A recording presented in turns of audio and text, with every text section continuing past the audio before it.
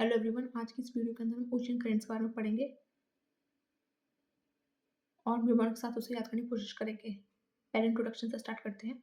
Ocean currents जो होता है वो large flow of mass in regular direction और इन डेफिनेट डायरेक्शन जो कि ओशन सरफेस पे फ्लो करता है। जो ओशन करेंट्स है वो हीट को ट्रांसफर करने में हेल्पफुल होता है from the equator to the poles. जो वार्म ओशन करंट है वो इक्वेटर से पोल्स में मूव करता है। जो कोल्ड ओशन करंट है वो पोल से इक्वेटर की साइड मूव करता है, जिसकी वजह से हीट जो है मेंटेन रहती है अर्थ के ऊपर। हमको मालूम है जो सन है वो ट्रॉपिक ऑफ कैंसर से लेकर ट्रॉपिक ऑफ कैप्रिकॉर्न तक ही मूव करता है, जिसकी वजह से टेम्परेचर राइज होता है इक्वेटर में और पोल्स जो होते हैं वो ठंडे होते हैं। तो वहाँ पे कोल्ड करंट होता है, यहाँ पे वार्म करंट होता है और ओशन करंट्स इसके मूवमेंट को हेल्प होता है और ओशन करंट्स की वजह से ही हीट बजट जो है वो अर्थ पर मेंटेन रहता है। ओशन करंट्स जो है कुछ फैक्टर्स से इन्फ्लुएंस्ड होता है, उन फैक्टर्स को देखते हैं।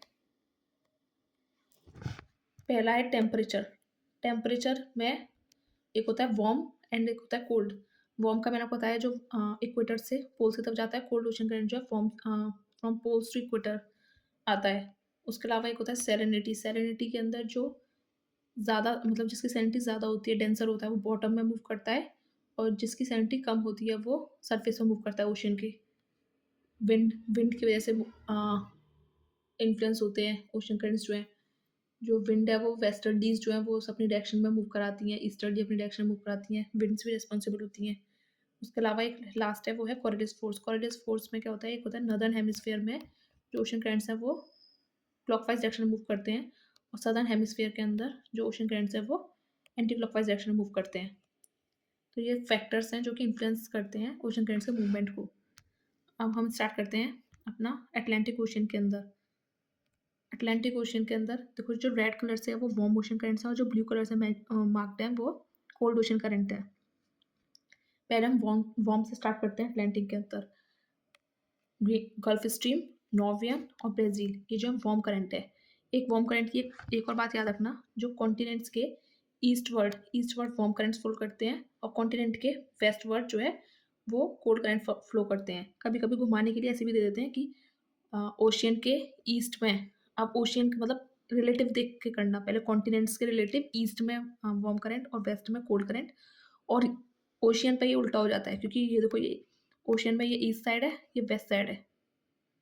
तो ये वेस्ट साइड है, ये ईस्ट साइड है। तो ओशियन में ये याद रखना, ओशियन के अंदर अगर वो बोले कि डायरेक्शन को बोले कॉन्टिनेंट बोलेगा ईस्ट में तो ब्राज़ील है और ओशियन के वेस्ट में है ब्राज़ीलियन करंट। तो देख लेना किस कॉन्टेक्स्ट में पूछ रहा है, ये भी चीज़ होती है, ठीक है। उसके अलावा कोल्ड करंट, वार्म करंट हमने देख लिया। कोल्ड करंट देखते हैं अटलांटिक के अंदर।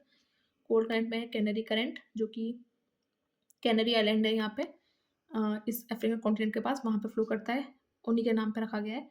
बेंगुला करंट नीचे सदर्न अटलांटिक ओशन फ्लो करता है। ऊपर लेब्राडोर करंट है जो कनाडा के पास फ्लो करता है और ग्रीनलैंड करंट जो कि ग्रीनलैंड आइलैंड के पास फ्लो करता है। ये सारे कोल्ड करंट है। अब इनको याद करने की ट्रिक है अटलांटिक ओशन के, वो है GB नो। ये है warm current, gulf stream, Brazil and Norwegian. Green cable, green cable, Greenland, CA से कैनरी, BE से बेंगुला एंड L से Labrador. GB no, green cable, ये ट्रिक है इसको याद करने की, अटलांटिक ओशन के करंट को याद करने की। GB नो में आ रहा है वार्म करंट और ग्रीन केबल में आ रहा है कोल्ड करंट, ठीक है। अब नेक्स्ट उस पर चलते हैं। नेक्स्ट हम चलते हैं पैसिफिक ओशन पे। पैसिफिक ओशन के अंदर दो वार्म करंट हैं, कुरोशियो एंड द अलास्का। ये अलास्का जो है ये USA साइड फ्लो करता है और कुरोशियो जो है ये जापान और ये साउथ चाइना सी के पास फ्लो करता है। और एक है ईस्ट ऑस्ट्रेलियन करंट, ये हो गया वार्म करंट जो कि पैसिफिक ओशन में फ्लो करते हैं। अब चलते हैं नेक्स्ट है कोल्ड करंट। कोल्ड करंट में आता है ओयोशियो, कैलिफोर्निया एंड पेरू। ये कोल्ड करंट है जो कि पैसिफिक ओशन फ्लो करते हैं। अब इसको याद करने की ट्रिक है, एक कॉप, एक से क्या है, ये है वार्म और कॉप है cold current. East Australian, Alaska and Kuroshio. COP में California, Oyashio and Peru current. ये याद कर लेना, ठीक है। ये वो इसका पैसिफिक ओशन की ट्रिक हो गई। अब नेक्स्ट चलते हैं। नेक्स्ट है इंडियन ओशन। अपना इंडियन ओशन के अंदर वार्म करंट जो है वो है अगुलास एंड मोजाम्बिक। ये मोजाम्बिक आइलैंड है, उसके परावर फ्लो करता है मोजाम्बिक वार्म करंट, एंड ओगुलास जो है वो अफ्रीकन कॉन्टिनेंट के ईस्टवर्ड डायरेक्शन में फ्लो करता है। और जो ये कोल्ड करंट है वो एक है वेस्ट ऑस्ट्रेलियन। इसे याद करने की जरूरत नहीं है क्योंकि देखो ऑस्ट्रेलिया को देखा चल जाएगा। मैंने आपको बताया कि कॉन्टिनेंट के वेस्ट में जो है कोल्ड करंट फ्लो करता है, तो वेस्ट ऑस्ट्रेलिया से है कोल्ड करंट आपको याद आ जाएगा। और इसको भी याद करने की जरूरत नहीं है वैसे, लेकिन अगर आपको काफी भी ट्रिक चाहिए तो ए एम इंडियन ओशन के अंदर ए एम, ठीक है। अब आपने देखा होगा यहाँ पे एक बह रहा है equatorial counter current. Equatorial counter current, अब ये मोस्टली आपने देखे होंगे यहाँ पे, तो आप बोलेंगे ट्रेड विंड्स जो हैं वो इस डायरेक्शन में फ्लो करती हैं, क्योंकि मैंने फैक्टर्स में बताया कि रेस्पॉन्सिबल होते हैं विंड्स भी, तो आप बोलेंगे ये इस डायरेक्शन फ्लो करती हैं इन द वेस्टर्न डायरेक्शन। लेकिन जो ईस्ट इक्वेटोरियल करंट है वो ईस्टवर्ड डायरेक्शन फ्लो कर रहा है। ऐसा क्यों हो रहा है?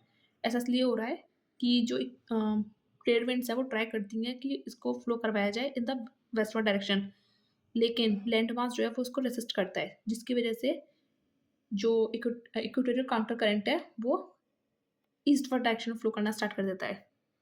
तो ये रीज़न है, ठीक है।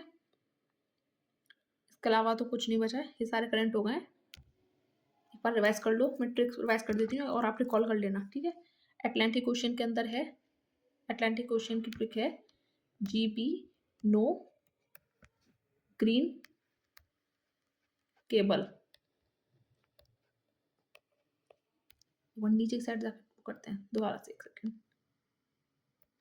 अटलांटिक ओशन की ट्रिक है GB no green cable. GB से गल्फ, यहाँ पे ब्राज़ील एंड ये नॉर्वियन।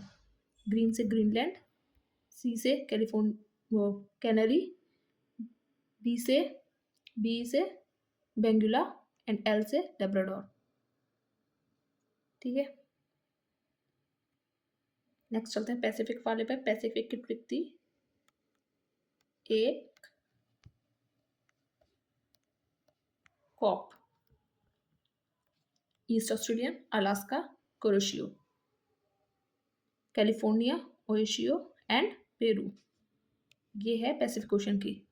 और इंडियन ओशन की थी AM, और कोल्ड करंट है वेस्ट ऑस्ट्रेलिया। तो AM से क्या था? ये था एगुलास एंड ये था मोजाम्बिक, ठीक है। इसी साथ कंप्लीट होता है अपना लेक्चर। Thank you.